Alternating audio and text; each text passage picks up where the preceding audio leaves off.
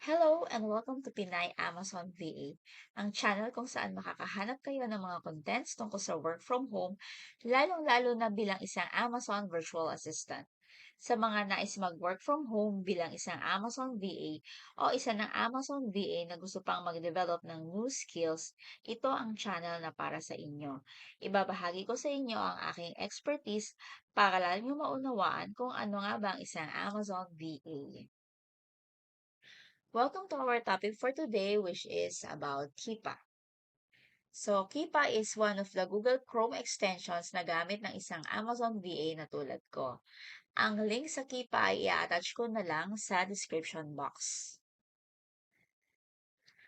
What is the use of Kipa? So, Kipa provides data on an Amazon. It provides data about sales rank, price history, new offer price, Amazon offer price, total number of offers, and information on top-selling products and top-rank sellers. I-explain ko siya isa-isa pag nandun tayo sa mismong interface ng Kipa. Ang Kipa ay may dalawang subscriptions. Ito yung free at saka ang paid subscription. So, ang difference niya, makikita naman natin, mas madaming benefits or mas madaming features dun sa paid subscription.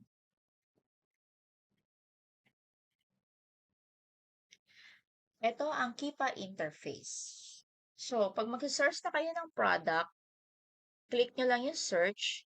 Pwede kayong mag-source sa iba't ibang pamamaraan. Pwedeng by category. For example, ang mga category sa Amazon ay beauty, electronics, personal care, groceries, at madami pang iba. So, for this session, ang example ko ay grocery.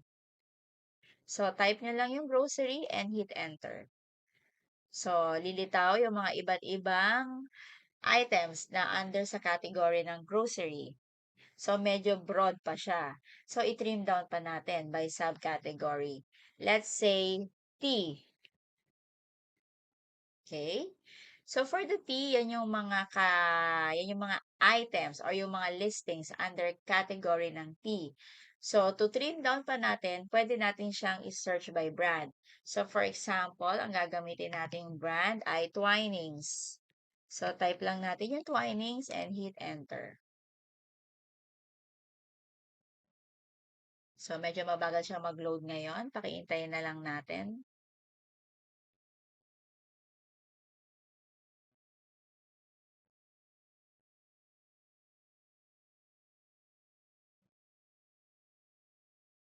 Ayan. So, ito yung mga listings under sa brand ng Twinings. Pwede natin siyang i-check isa-isa or depende rin sa'yo. For example, kung makikita nyo ito, itong third, yung Twinings Super Blends, makikita nyo nasa listing si Amazon kasi may price si Amazon, tas ayun yung heading na Amazon. May mga clients na ayaw nilang makipag-compete kay Amazon.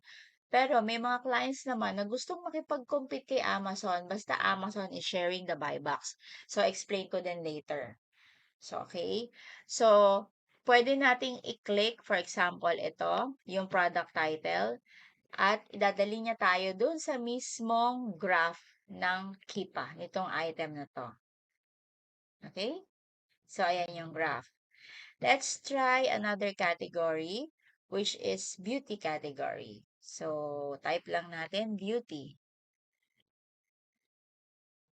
Ayan. So, ayan yung mga iba't ibang category or iba't ibang ASINs or listings under the category ng beauty. To trim down natin yung beauty, pwede tayong mag-type ng hand creams. Okay?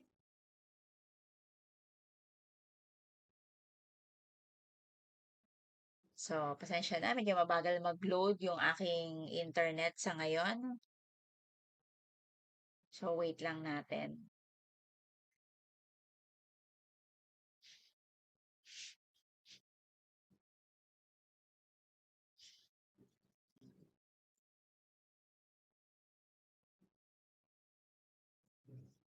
Okay. So, ito yung mga examples ng hand cream. So, pwede pa natin siyang i-trim down, let's say by brand, Aesop. Okay. So, for the ASOP, okay, pwede nating i-copy paste itong ASIN, which is the Amazon Standard Identification Number dito sa box and then hit enter, or pwede rin nating i-type or i-click itong product title. So, okay. So, ito na yung pinaka-key graph ni Aesop. So, Aesop Resurrection Aromatic Hand Wash, 500 ml. Ito yung pinaka-product description niya or product title. So, key pa, mostly siya graph. Ayan. Ayan siya. So, ito yung sa paid subscription, no?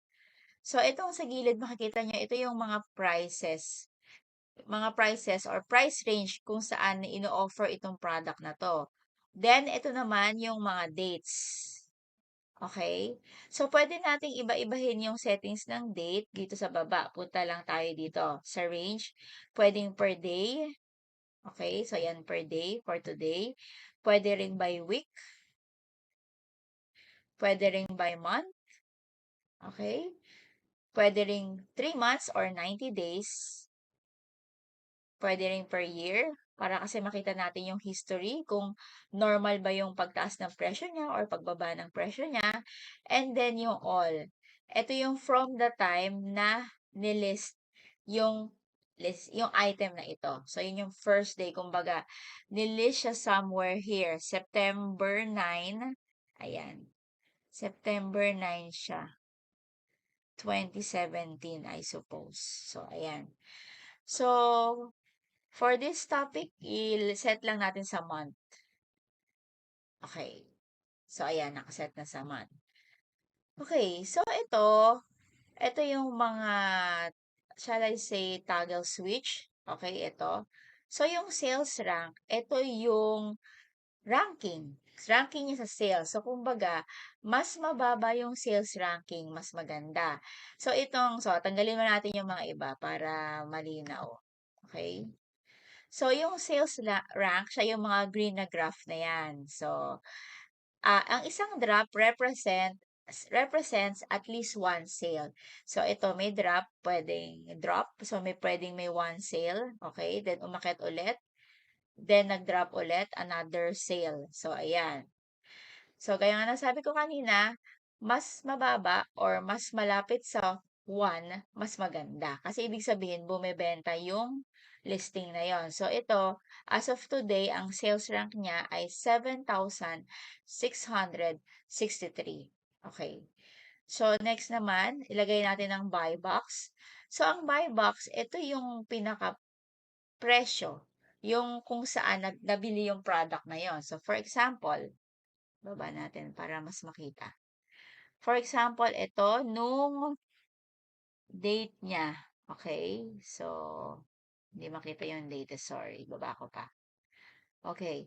So, nung May 8, 2023, ang buy box niya ay 31 pounds.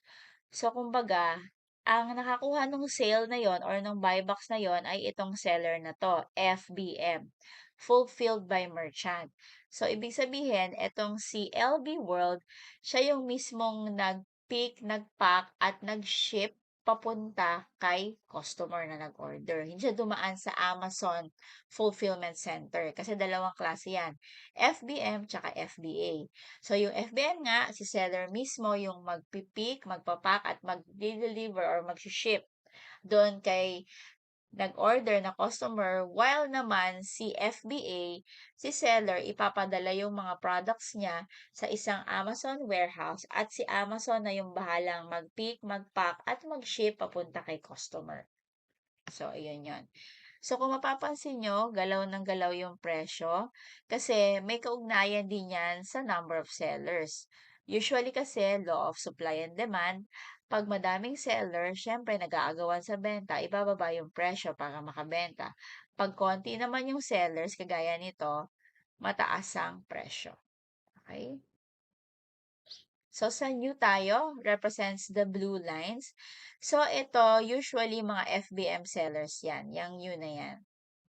Yan. So, yung price nila, hindi kasama dyan yung delivery fee or yung shipping fee. Kaya, mas mura siya compared sa FBA. Kasi yung FBA, kasama na doon yung shipping fee. Okay? So, yung use, wag na natin i-discuss. So, ibalik natin ulit yung sales rank, yung buy box, yung new, at saka yung new third-party FBA. So, fulfilled by Amazon. Okay? So, sa listing na to, wala si Amazon kasi walang color yellow. So, pag kasi may color yellow, ibig sabihin si Amazon ay in stock at pwedeng si Amazon din ay may hawak ng buy box. Okay? Next naman, makikita natin yung mga category sales rank. So, ibig sabihin, itong listing na to ay under sa beauty category at under ng cleansers and then hand wash. So, ayan siya. Okay? So, ibig sabihin, under beauty category, ang sales rank niya ay 8,802. Ito yon. Sorry. And then, ano ba yun? 8,802. So, ito, 9,208. And then, under hand wash, ang sales rank niya ay 89. Okay. Tapos yung sa pinakababa, ito naman yung sa rating. Okay? So, yung dark green, ayan yung rating niya. So, 4.7 average. Yung review count niya, so kung ilan yung nag-rate nitong item na to or nitong listing na to. Okay. So, ayan. So, that's for the Amazon price history. At makikita nyo pala sa baba, ito. So, 75, approximately 75 drops per month. Kaya nga nasabi ko kanina, one drop could mean one sale. Pero not necessarily one. Pwedeng two, pwedeng three. Basta, ayan yung sa sales drop niya. Okay? Punta naman tayo dito sa track product. Okay, so sa track product, pwede tayong mag-set, for example, gusto mo siyang i-monitor. So, for example, yung buy box, gusto mo i-set siya sa 28. So, pag bumaba ng 28, makakakuha ka ng alert ng email na yung product na to ay bumaba sa 28. So, mamomonitor mo yung galaw nung buy box price. Okay? And then, sa data naman, okay, meron siyang 4 na subheadings. So, sorry, matagal mag-load. Hintayin lang natin. So, ito, yung product details. So, ito lahat yung kailangan nating malaman tungkol sa listing na ito. So, andyan yung image niya, yung title, sales rank, ASIN, tapos yung mga galawan ng buy box, galawan ng sales rank, and so on and so forth. So, pag pag nag-demo na ako ng sourcing, i-explain ko pa siya ng mas malinaw. So, kasi kumbaga gaya ngayon, yung pinaka pahapyaw na explanation muna for the Kipa. Okay? So, sa offers is the sellers itself. Kung sino-sino yung mga sellers na nag-offer ng item na to or ng listing na ito. So, merong new at merong used. So, ang concern natin ay new. Okay. So, under new, merong 27 sellers.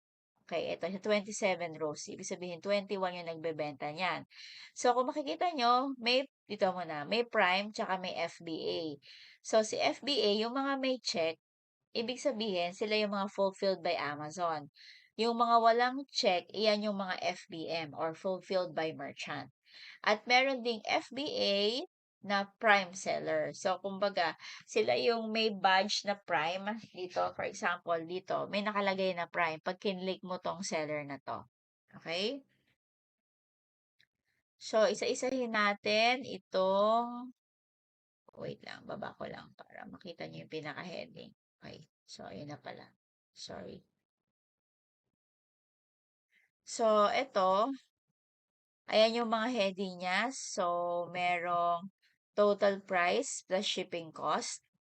Okay? Kung mapapansin nyo, eto, ba sinabi ko kanina si FBA, ang selling price niya or ang buy box price niya, kasama na doon yung shipping fee. Pero kung mapapansin nyo dito, eto, dahil wala siyang check, FBM siya. So, naka-breakdown yung mismong item ng price plus shipping fee. Kaya ang total mong babayaran ay 41.63 pounds. Okay? So, ito yung price history niya. Kung i-check natin, hover lang natin siya dyan para makita natin. Ang stock nitong seller na ito ay 15 pieces. At ang nabenta niya simula nung nag-list siya ng product na yan ay 235. Pero wait, etong seller na 'to ay hindi siya FBA. So, kung mapapansin niyo, 'di ba, ang laki nung dinrop. Kung stock niya, from the stock niya na 218, naging 80, ay naging 94. So, ang laki nung nabawas. Puwede kasing bukod sa Amazon, meron pa siyang mga ibang platforms na pinagbebentahan. Say, meron siyang sariling website kung saan pwedeng mag-purchase yung customer do'n. Or pwedeng nagbebenta rin siya sa eBay or sa Shopify. Kaya medyo yung mga ganito, hindi natin kino-consider yung 203 na yan. Ang kino-consider natin yung gradual lang yung pagbaba niya. Parang ito, ito from here, from 23, dahan-dahan siyang bumaba. So, mamo-monitor mo talaga yung sold niya kung ilan ba talaga. Okay? So, gaya nga nasabi ko kanina, a detailed explanation will be given pag naka-sourcing na tayo using Kipa na graph. Okay? So, yan. Sa buy box statistics, ibig sabihin, di ba sa offers kanina, merong 27 sellers. So, out of 27, ang may hawak ng buy box ay 7 sellers. So, sa mga 7 sellers na yon, isa lang ang hindi FBA kasi wala siyang check. Bakit ba kailangan hawak mo yung buy box? Kasi pag hawak mo yung buy box, most probably, yung customer na bibili or yung benta nitong item na to ay mapupunta sa iyo. Itong AOSOP na to. So, dito sa Amazon price history, merong, di ba, estimated na 75 sales per month. At dito sa Buyback statistics, 7 ang maghahati ng 75. So, more or less, ang bawat seller ay makakabenta ng 11 pieces per month. So, sa pag-aayos ng stock, so kumbaga, dito sa mga to, ang posibleng makabenta ng kumpletong 11 ay itong si Billy Bob's at si itong seller na to. Okay? Ayan. Tapos, sa buy box used, hindi natin masyadong inaano yan kasi usually yung mga tao, ang hinahanap nila ay yung new or yung brand new.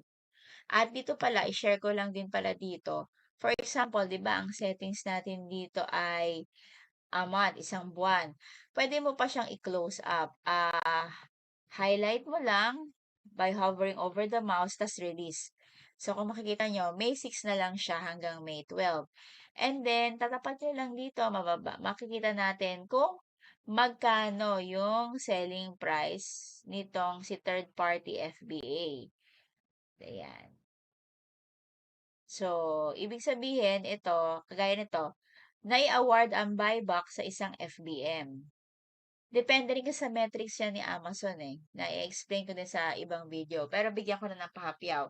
So, usually, ang mga nakakuha ng buy box, yung maganda yung record kay Amazon. Yung walang complaints with regards to product quality, walang complaints with regards dun sa packaging, at on time yung shipment niya. So, kumbaga, wala siyang negative feedback doon kay customer. Yun yung ilan sa mga metrics na kino-consider ni Amazon para ma-award sa isang seller yung buy box. Maraming salamat sa panonood ng video na ito. Kung nagustuhan ninyo ito, huwag kalimutang mag-subscribe at pinutin ang notification bell para lagi kayong updated sa mga susunod pang videos. Para naman sa inyong mga katanungan, maaaring mag-comment lang. Maraming salamat at magkita-kita tayo next video.